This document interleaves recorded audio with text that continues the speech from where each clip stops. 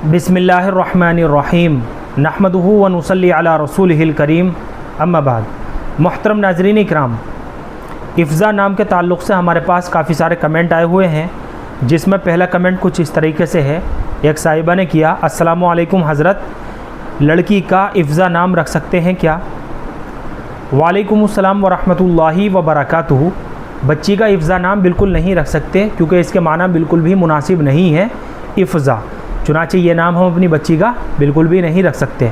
अलबत्ता अफ़ज़ा, अलिफ़ के ऊपर ज़बर के साथ अफ़ज़ा करके बच्ची का नाम रखा जा सकता है।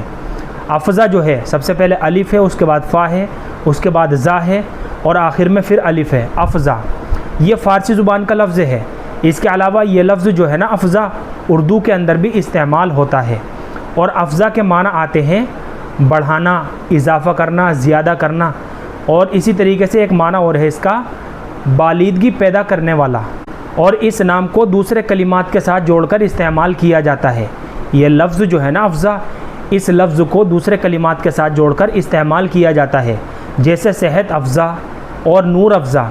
सेहत अफ़ज़ा का मतलब है सेहत के लिए मुफीद, फ़ायदेमंद। इसी तरीके से इसका ये माना भी होगा सेहत बढ़ाने वाला। और नूर अफ़ज़ा जो है, इसके माना है ज़्यादा रोशनी। तो इस तरीके से बच्ची का नाम रखा जा सकता है, नूर अफ़ज़ा। अफ़ज़ा से पहले नूर लगाकर बच्ची का नाम रखा जा सकता है। इसमें किसी भी तरह की कोई ख़राबी की बात नहीं है, कोई हरज की बात नहीं है। ये मैंने आपको पूरा तफसील के साथ, डिटेल के साथ बता दिया है। लेकिन आपने जो नाम लिखा है ना इफ़्ज़ा, इफ़्ज़ा इसके माना बिल्कुल भी मुनासिब नहीं है।